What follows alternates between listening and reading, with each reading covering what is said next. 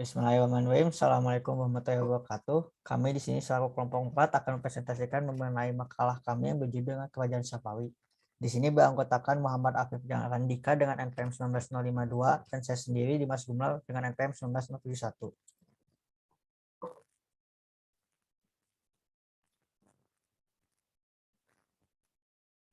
Untuk pendahuluan sendiri dalam kerajaan Islam, kondisi politik pada pemerintahan mengalami pasang surut, kadang mengalami kemajuan dan kadang juga kemunduran, terutama pada masa pertengahan yakni pada tahun 1950 sampai 1800. Kemajuan yang dicapai pada periode Kasik telah dihancurkan oleh tentara Mughal dan mengakibatkan runtuhnya Khilafah Abbasiyah di Baghdad.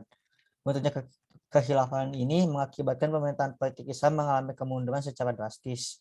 Wilayah Islam pun terpecah-pecah dalam beberapa kerajaan kecil dan satu dengan yang lainnya saling memerangi. Yang menjadi latar belakangnya terbentuknya kerajaan Sapawi adalah suatu gerakan tarekat Sapawiyah yang dipelopori oleh Safi al-Din di Ardabila pada tahun 1225 sampai 1334. Pada awalnya kerajaan Sapawi didirikan oleh Sa'adin Ishaq al-Dabili pada tahun 1225 sampai 1334 di Ardabil, Azerbaijan.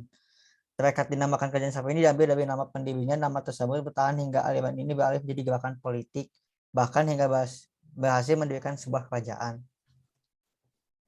Gurunya bernama Syekh Taj al-Din Ibrahim Zahid sekaligus sebagai mertuanya. Sebelum gurunya wafat, Safi al-Din ditunjuk sebagai penggantinya untuk memimpin tarekat Zahidiyah yang didirikan oleh gurunya. Di bawah kepemimpinannya, Zahidiyah beralih menjadi Safawiyah dan pemimpinnya sangat teguh untuk memegang ajaran agama tersebut. Pada awalnya Safawi ini perlahan-lahan berubah menjadi gerakan tarekat murni yang berubah menjadi gerakan keagamaan yang fanatisme dan bergerak di daerah Persia, Syria, Anatolia, dan pengikutnya pun semakin bertambah. Kecenderungan ini terwujud pada masa kepemimpinan Junaid pada tahun 1447 sampai 1460. Akhonyu menyerang Safawi 1994 dan Ibrahim meluaskan dirinya lari ke Gilan. Di tempat tersembunyinya ia menghimpun kekuatan memelihara hubungan baik dengan pemimpinnya di Azerbaijan. Teologi yang dianut kerajaan Safawi sejalan dengan program Safawiyah tentang pembentukan negara, maka keharusan bagi Safawiyah untuk menciptakan sebuah upaya pemantapan keagamaan yang diharapkan dapat menyokong otoritasnya dan menciptakan langkah-langkah administrasi untuk mendukung rezim tersebut.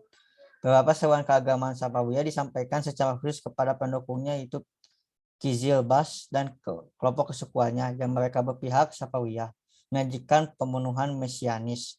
Syekh Ismail mengklaim sebagai manifestasi Tuhan, cahaya ketuhanan, dan sang imam itu tersembunyi sebagai Imam Al-Mahdi. Kemajuan awal kerajaan Safawi itu dimulai pada abad ke-15 yang dimana gerakan Safawiyah merupakan sebuah gerakan politik yang berpengaruh pada bagian barat laut Iran dan timur Anatolia. Safawiyah mengambil kesempatan atas hancurnya rezim Timuriyah dan berakhir konflik kesekutuan Turki, mengalihkan kegiatan dari misioner pada sikap militan. Dalam pergerakan Safawiyah, para individu, ulama, dan suku mendapatkan justifikasi agama dan ikatan politik untuk berjuang melawan rezim-rezim lokal. Pergolakan untuk memusatkan kekuasaan politik ditahan oleh sejumlah pemerintahan hingga akhir abad ke-16 yang sama sekali tidak berpengaruh, namun programnya pembentukan masih dijalani oleh Syekh Abbas pada tahun 1588 sampai 1629.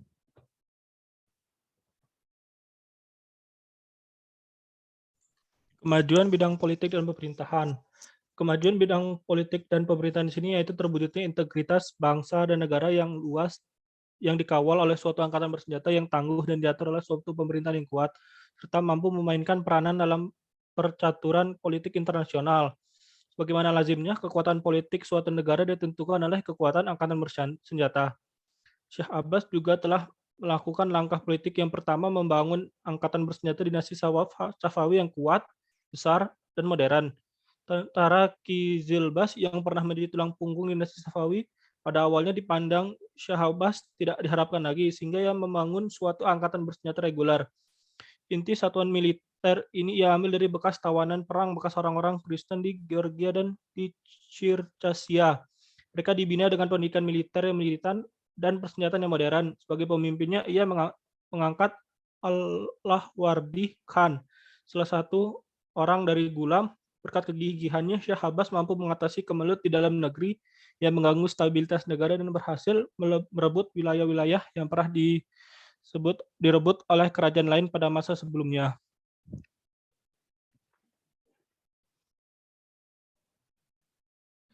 Kemajuan di bidang ekonomi.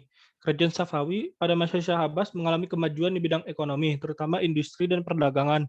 Stabilitas politik kerajaan Safawi pada masa Abbas I ternyata telah memacu perkembangan perekonomian Safawi. Lebih-lebih setelah Kepulauan Hormuz dikuasai dan pelabuhan Gumrun diubah menjadi Bandar Abbas. Hal ini dikarenakan bandar ini merupakan salah satu jalur perdagangan antar timur dan barat yang biasa diperebutkan oleh Belanda, Inggris, dan Prancis. Sesungguhnya menjadi milik kerajaan Safawi. Selain itu, Safawi juga mengalami kemajuan sektor pertanian, terutama di daerah bulan sabit subur atau Fertile Crescent.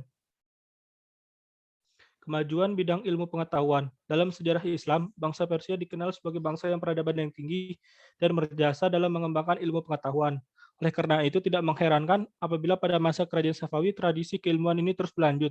Ada beberapa ilmuwan yang selalu hadir dalam majelis istana, yaitu Baha al-Din Asy-Syairazi, generalis iptek, Sadar al-Din al-Syairazi, filosof, dan Muhammad Bakir bin Muhammad Damad, teolog, filosof, observatori kehidupan lebah-lebah. Dalam bidang ilmu pengetahuan, Safawi lebih mengalami kemajuan daripada kerajaan Mughal dan Turki Utsmani. Pada masa Safawi, filsafat dan sains bangkit kembali ke dunia Islam, khususnya di kalangan orang-orang Persia yang berminat tinggi pada perkembangan kebudayaan. Perkembangan baru ini erat kaitannya dengan aliran Syiah yang ditetapkan oleh dinasti Safawi sebagai agama resmi negara. Kemajuan perkembangan bidang fisik dan seni. Pada penguasa kerajaan menjadikan Isfahan menjadi kota kerajaan yang sangat indah.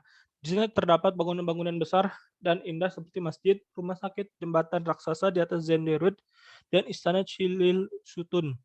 Kota Isfahan juga diperindah dengan tatanan wisata, taman-taman wisata yang ditata secara apik. Ketika Abbas I wafat, Isfahan terdapat 162 masjid, 48 akademi, 1082 penginapan, dan 273 pemandian umum. Di bidang seni, kemajuan nampak begitu kental dalam gaya arsitektur bangunan-bangunannya, seperti terlihat pada Masjid Shah yang dibangun tahun 1611 Masehi dan Masjid Syekh Lutf Allah yang dibangun pada tahun 1603 Masehi. Tidak seperti Masjid Utsmaniyah, tumpukan kuburan suram dikelilingi menara, Safawi membangun struktur luas dengan mozaik keramik yang berkilau dan terlihat hampir seperti mengapung, sehingga bahkan masjid-masjid besar tampak seperti terbuat dari renda dan cahaya. Unsur seni lainnya terlihat pula peninggalan berbentuk kerajinan tangan, keramik, karpet, permadani, pakaian, dan tenunan mode, tembikar, dan bidang seni lainnya. Seni lukis mulai dirintis sejak zaman Raja Tahmasp I. Kemunduran kerajaan Safawi. Kerajaan Safawi kemundurannya disebabkan oleh dua faktor, yaitu faktor internal dan juga faktor eksternal.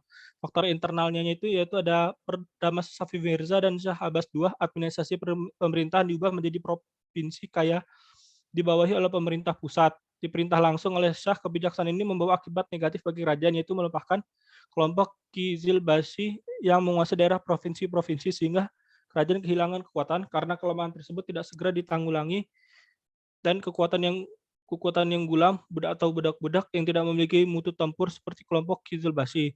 Terjadinya perebutan kekuasaan dalam kerajaan disebabkan oleh tradisi penunjukan raja, dekadensi moral para raja-raja, dan watak yang kejam. Untuk faktor eksternalnya ada kemunduran kerajaan Safawi, yaitu konflik berkepanjangan dengan Turki Utsmani dengan Safawi yang tidak pernah berhenti. Kelemahan-kelemahan tersebut mengundang keberanian musuh untuk merampas daerah-daerah kekuasaannya, ditambah lagi dengan banyaknya daerah dalam wilayah kekuasaan Safawi melepaskan diri dan melakukan pemberontakan daerah-daerah yang melepaskan diri terhadap kerajaan. Kesimpulan. Dari berikut kesimpulan dari makalah ini yaitu, sebelum menjadi sebuah kerajaan besar, pada awalnya kerajaan Safawi hanyalah sebuah gerakan atau aliran tarekat yang didirikan oleh Safi al-Din Ishaq al-Ardabili pada tahun 1252 sampai 1334 Masehi di Ardabil, Azerbaijan. Tarekat ini dinamakan Safawi yang diambil dari nama pendirinya. Nama tersebut bertahan hingga aliran ini beralih menjadi gerakan politik, bahkan hingga berhasil mendirikan suatu kerajaan. Kemajuan dalam bidang antara lain yaitu politik, ekonomi, ilmu pengetahuan, dan kebudayaan militer. Untuk ke bidang ekonomi kemajuan yaitu dikuasainya jalur perdagangan antara laut antara timur dan barat. Pada bidang pendidikan banyak dibangun sekolah-sekolah maupun perguruan tinggi, dan untuk bidang militer yaitu menambahnya pasukan-pasukan yang baru. Hancurnya kerajaan Safawi disebabkan oleh faktor internal dan juga faktor eksternal. Untuk faktor internal yaitu banyaknya perebutan tahta untuk menjadi raja dan watak dan perilaku dari para raja-raja yang tidak baik. Sedangkan untuk faktor eksternalnya yaitu adanya konflik yang berkepanjangan dengan Turki Utsmani. Sekian pemaparan dari kelompok 4 untuk mengenai kerajaan Safawi. Mohon maaf bila ada terdapat kesalahan. Wassalamualaikum warahmatullahi wabarakatuh.